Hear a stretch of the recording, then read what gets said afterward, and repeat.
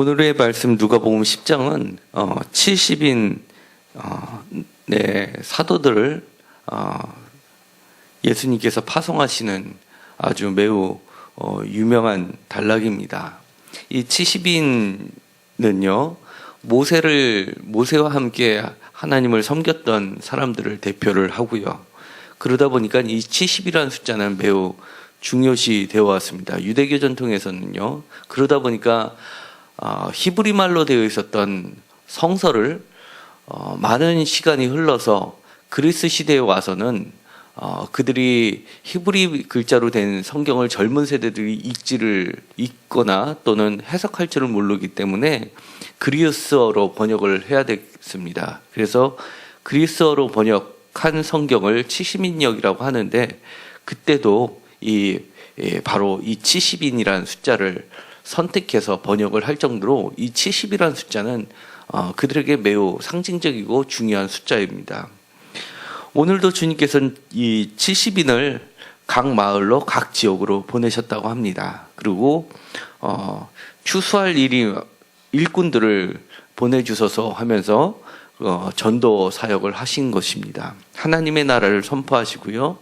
그 다음에 심지어 전대, 그러니까 돈이나 양식이나 배낭이나 두벌옷 이런 것들을 취하지 않고 파송을 하게 됩니다.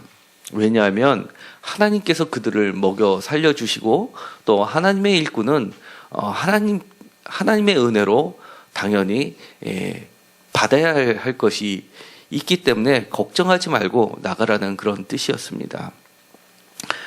그래서 온 동네에 나가서 그들은 선포를 했는데, 문제가 되는 것은 그 선포를 받아들이는 사람도 있었고 받아들이지 못했던 사람들도 있었다는 겁니다. 그런데 이 중에서 12절에 나와 있는 13절에 나와 있는 고라신, 그 다음에 벳세다, 그 다음에 두로와 시돈, 그 다음에 15절에 있는 가버나움이라는 도시의 명들이 나오게 됩니다. 두로와 시돈은 저쪽 먼 위쪽에 페니키아 쪽에 있었던 지역이고요. 고라신하고 벳세다 이 두 지역은 구약에는 전혀 나와 있지 않은 지역입니다.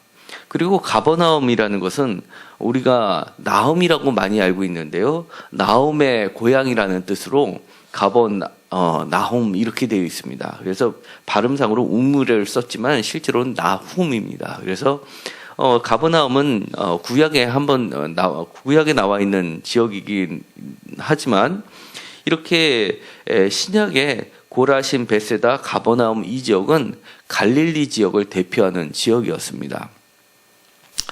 그런데 문제는 이 세 개의 지역은 학자들이 추정하기에 특히 누가복음하고 마태복음의 근간이 되었던 Q복음서라고 지칭을 하는데요. 가상의 복음서입니다. 이 복음서의 중심지였다고 보고 있는 겁니다. 쉽게 말해서는 예수님이 활동하셨었던 모든 활동의 센터, 본부격이 되는 지역입니다. 그런데 그 지역에다가 화를 선포하십니다. 화 있을진저 그러면서 저주를 퍼붓습니다.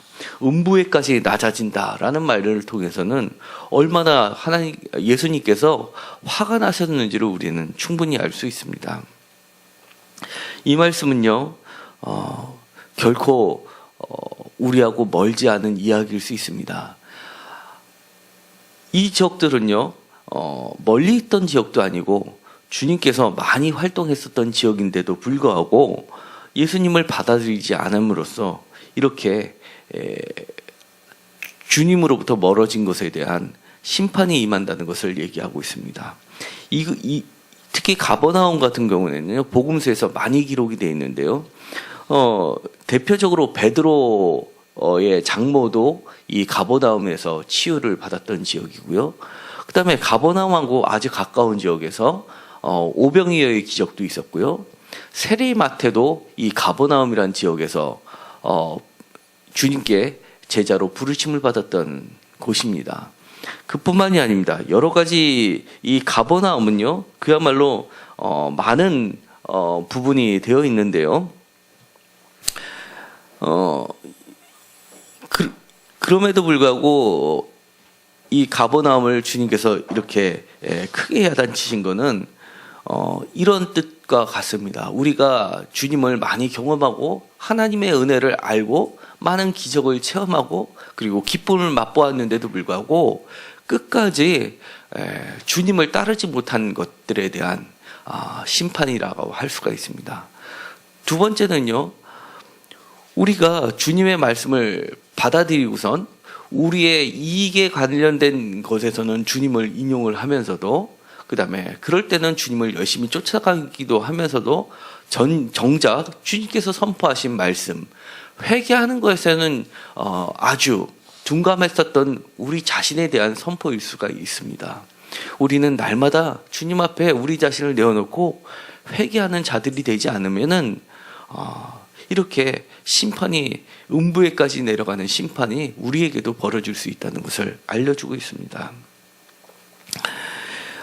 우리가 간혹 착각하기 쉬운 것 중에 하나가 신약 성경의 가장 중심이 되는 지역을 예루살렘이라고 생각하기 쉽습니다. 그렇지만 사도행전을 보면요, 최초의 그리스도인이라고 불렸던 지역은 바로 이방 지역이었습니다. 대표적으로 안디옥입니다. 그리고 안디옥이 이방 선교의 핵심이었고요. 거기서 바울과 바나바를 파송하게 돼서 전 세계로 나가는 그런 모든 이방 교회의 중심이 되었던 겁니다. 이 안디옥이라는 것은 지금으로 얘기하면 시리아 지방, 남부 시리아 지역이 되는 거죠. 그런데 이 가버나움이나 고라신이나 벳세다나 이런 지역은 바로 그런 쪽과 매우 가까웠었던 지역입니다. 그러니까 그야말로 센터 중에 센터라고 할 수 있는데요. 문제는 지금에 와서 보면 이 고라신이라든지 벳사라든지 가버나움에는 교회가 없고 관광지로만 되어 있다는 겁니다. 많은 분들이 예루살렘과 갈릴리 지역에 성지순례를 가면요, 그나마 예루살렘에는 교회가 있습니다.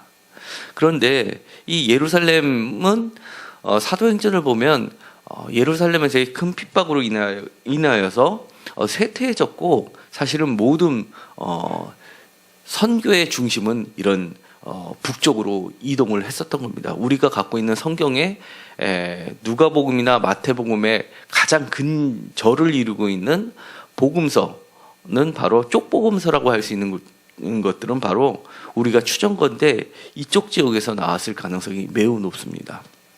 이 고라신 벳세다하고 이 갈릴리 바다가 있고요.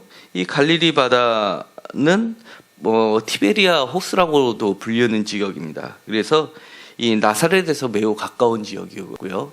가버나움이 있고 벳세다가 있습니다. 지금 여기 보이는 데가 가버나움이 있는 지역이고요. 이 가버나움에서는 유대교의 회당이 발견이 됐습니다. 그런데 이 유대교에 지금 지어진 것은 후대에 세워진 것이었고요. 요 밑에 보면 이제 검정색 부분이 있을 겁니다. 이 밑에 보면 이 검정색으로 나와 있는 이 부분이 고고학에서 발굴을 하니까 2세기 때의 회당이었습니다. 그러니까 예수님이 활동하셨을 당시는 1세기였기 때문에 1세기에는 이렇게 건물로 되어 있는 회당은 없었던 걸로 보고요. 성경에 나와 있는 회당이라고 하는 것은 이런 건물이 아니라 사람들의 모임 같은 보이지 않는 회당을 얘기를 하는 겁니다. 우리가 처음 선교지에 가서 개척을 하다 보면 처음에는 건물을 짓지 않고 사람들을 나무 아래에서 모여가지고 선교가 시작되고 교회가 시작했던 것처럼 이 갈릴리 지역에서도 마찬가지로 회당이라고 하면 사람들의 모이는 모임의 공동체를 얘기하는 것이었습니다. 그런데 지금 보면 이렇게 다 거의 폐허가 되어 있고, 지금 이후에 비잔틴 시대 6세기, 8세기 때 만들어진 이런 건물만 이렇게 남아 있게 됩니다. 이 밑에 이렇게 검정색 부분이 바로 2세기 때 걸로 추정이 되고요. 그러니까 이 아까 티베리아 호스의 갈릴리 호스를 보면 그 당시에 예수 시대의 인구가 한 10,000명 가까이 됐을 것으로 보일 정도로 굉장히 번화한 지역이었습니다. 이게 바로 이제 그 검은 부분이 2세기 때 건물이 있었던 걸로 보여지고요. 지금의 현재의 모습은 이렇게 되어 있습니다. 그리고 여기 이게 보면은요, 이 문양이 보면 확대해서 보면 이게 무슨 문양이냐면 종려나무 문양이 있습니다. 이런 종려나무 문양이 있는 걸로 봐서는 그쪽 지역에 굉장히 부유했다는 것을 상징합니다. 그러니까 예수님의 말씀을 처음에는 받아들였지고 그 다음에 많은 기적을 체험했지만 끝까지 신앙을 지키지 못한 이유 중에 하나가 너무나 부유했다는 겁니다. 그래서 우리는 가끔 갈릴리호수 하면은 어부들만 있을 것 같지만 여기는 아주 천혜 요소로서 물고기들도 아주 풍부할 뿐만 아니라 주변에 올리브 나무가 많아가지고 이 감람류를 짜서 팔음으로써 그거에 대한 상당한 부를 축적할 수 있었던 그런 아주 비옥한 지역이었습니다. 그리고요, 여기는 이곳에 가면 이게 이렇게 바로 베드로의 동상이 있는데요. 베드로의 동상이 있었던 걸로 봐서는, 그리고 여기 베드로 기념교회도 있는 걸로 봐서는 예수님의 수제자가 있는 동네이기 때문에 당연히 다른 곳보다는 아주 복음이 많이 전파됐던 곳이라 할 수 있습니다. 그럼에도 불구하고 현재 교회가 없다는 것은 얼마나 예수님이 화나실 만하지 않았나라는 생각까지 들 정도입니다. 여기 베드로의 동상을 보면은요, 여기 보면 이게 뭐냐면 바로 천국의 열쇠입니다. 이 가운데 이게 보면 이게 이제 십자가의 모양인데요. 우리가 지금 생각하는 것처럼 이런 앞에서 보이는 것처럼 나무 십자가 이런 모양이 아니라 정사각형식으로 되어 있는 가로 세로가 길이가 똑같은 식의 십자가, 그러니까 천주교에서 쓰고 있는 그런 십자가 모양이 굉장히 오래된 형태일 것으로 보이고요. 그 다음에 여기 보면 물고기를 갖다 놨습니다. 이게 뭐냐면 그 예수님과 베드로에게 그 유대인의 지도자들이 나와서 시비를 겁니다. 왜 너희 선생과 너는 성전세를 내지 않느냐라고 하니까 예수님께서 물고기를 잡아가지고 그 입에 있는 동전을 내보이면서 반세겔씩 해서 이 동전 한 세겔을 내라라고 했던 유명한 일화가 있습니다. 그래서 여기에 물고기가 이렇게 베드로 상에는 물고기가 있는 겁니다. 그리고 그 가버나움 가까이에는 이렇게 화려한 지금 교회를 하나 지어놨는데요. 이게 뭐냐면 베드로의 어머니를 치유했었던 곳으로 전승이 내려오는 거죠. 거기다가 교회를 이렇게 화려하게 지어놓아서 지금은 그야말로 관광지만 된 상황입니다. 그리고 벳세다하고 고라신도 이렇게 보면 위치가 굉장히 가까운 지역이죠. 그리고 오늘 말씀에 얘기했던 것처럼 두로와 시도는 여기서 불과 멀리 떨어져 있지 않은 곳이고요. 그 다음에 나사렛이란 곳도 매우 가까운 곳이고요.